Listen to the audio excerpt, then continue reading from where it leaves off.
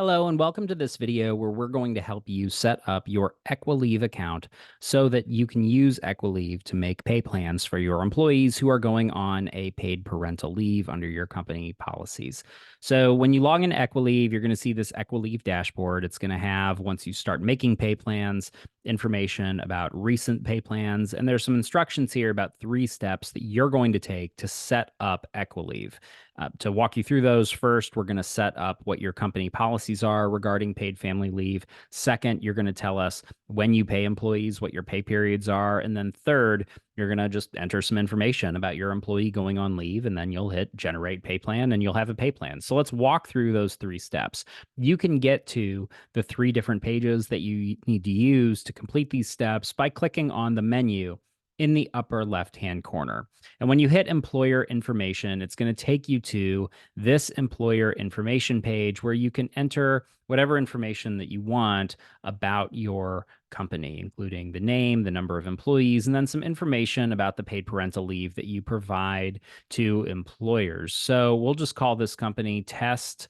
We'll call it we'll say it has 1,000 employees. We'll say that the company provides 6 weeks of bonding leave to every parent. So what this first box is looking for in the second row is how many weeks of leave does your company provide to every single parent, whether they are a birth parent or a non-birth parent. We'll say this hypothetical test company provides 6 weeks.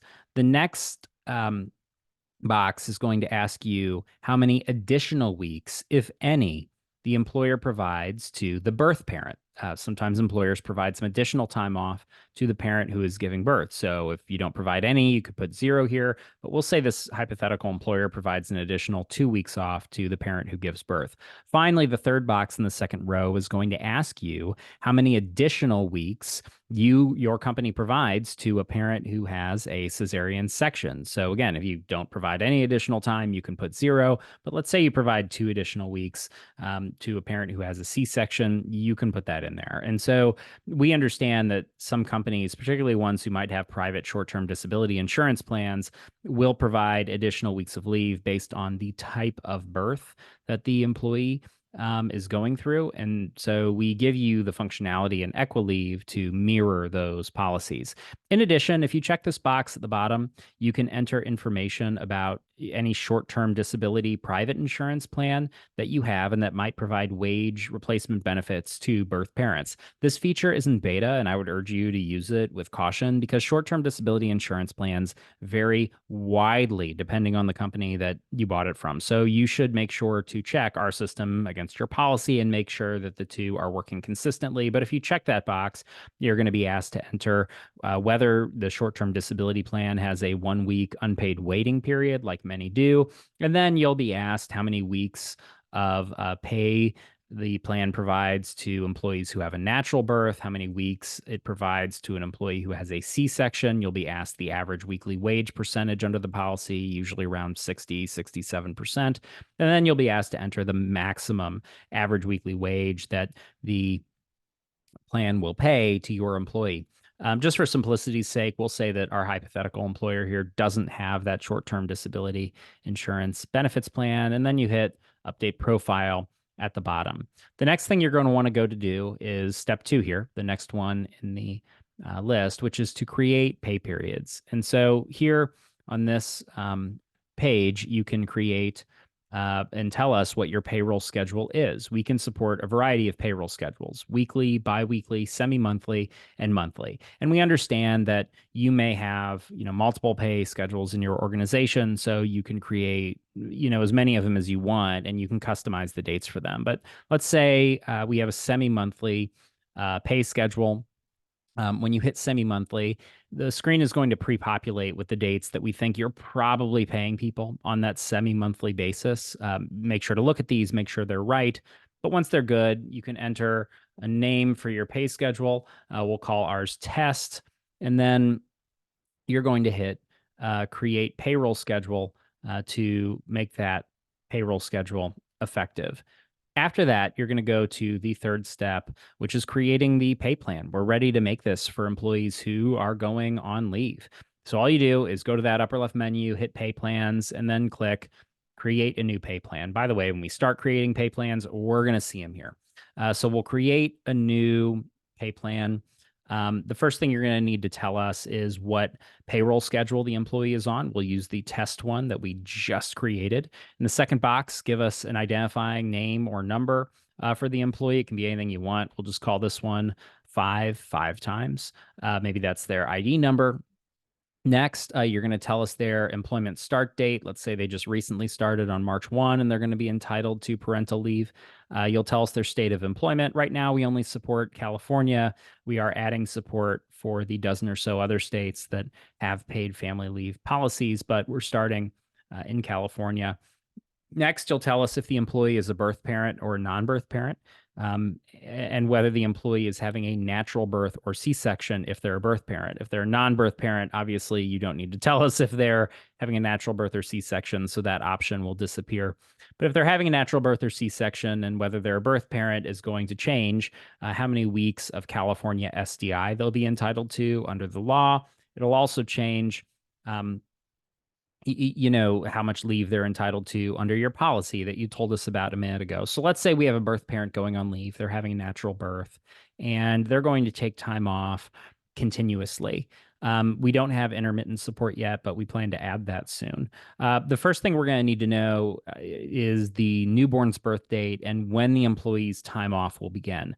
Why are those different dates? Well, as we know, sometimes employees will begin their time off before their baby is born, or their baby will be born and maybe it's a non-birth parent and they don't want to take their parental leave until later. The way EquiLeave is going to work is that it's going to calculate and start to run their paid leave on the latter of these two dates. So if an employee's time off begins today, but she doesn't have her baby for another 2 weeks, the pay will begin on the latter of the two dates or the newborn's birth date when the baby is born, because that's when the parental leave starts. So that's how our program works with respect to these two dates. So let's say this baby is born on March 29th and the time off begins on March 29th. When will the employee's time off end? Obviously, we need to know that. Say we give this employee a really long leave, longer than we provide pay for. Let's say the employee is going to be off until September. Next, we need to know the employee's classification so that we can figure out how to pay them correctly while they are on leave. And whether they are salaried or hourly. So let's make this employee someone who earns about $100,000 a year in salary. You're going to type that in that box. The next thing we need to know is how many days the employee regularly works each week and how many hours the employee usually works each day.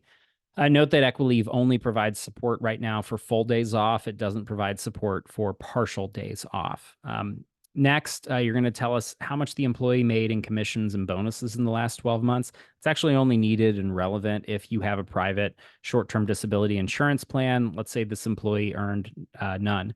The next four boxes are going to ask you what the employee's total pay was during certain quarters in the past 2 calendar years. This is used to calculate their weekly benefit amount for purposes of the California benefits that they'll get from the state programs, from short-term disability insurance, and from California paid family leave.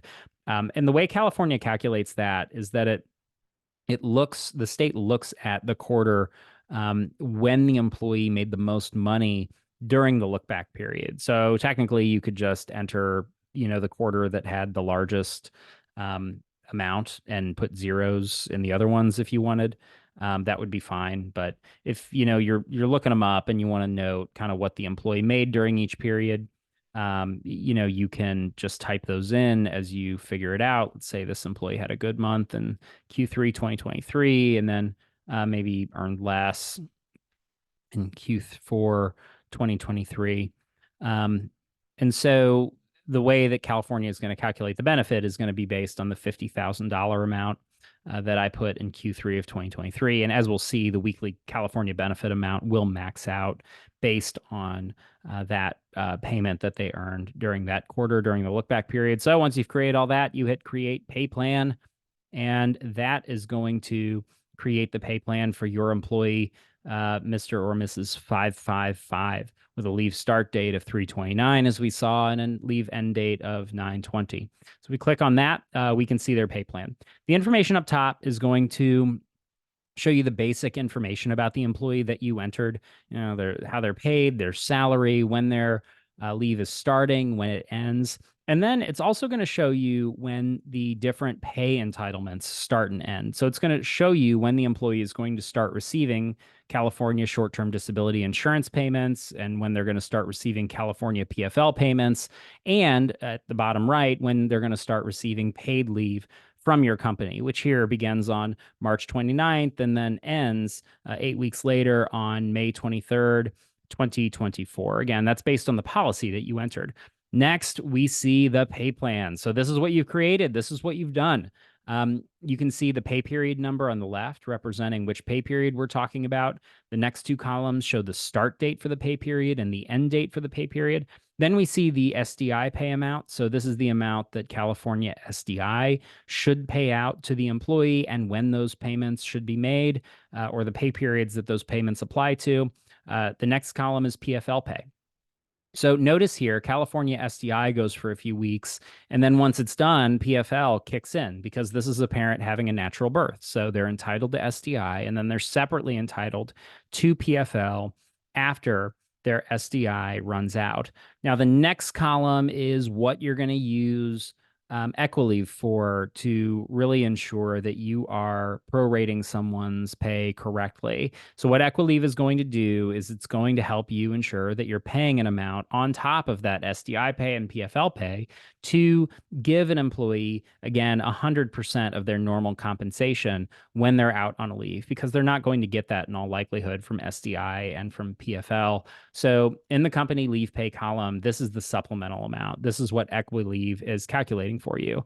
And so you can see this is an employee earning $100,000 a year. So based on a semi-monthly pay period, they're earning about $4,166 and change each pay period. And so you see what EquiLeave is doing is saying, okay, well, how much is the employee going to get from SDI and PFL? And then what do we additionally have to pay to bring the employee up to that regular salary amount? And so in the company leave pay column, you see EquiLeave telling you, hey, here's the amount that you pay in this pay period in order to bring the employee to that amount. And so that's what it's going to do. It's going to stop those payments once they end under your policy. It's not going to allow them to be made anymore. It's not going to supplement the pay anymore.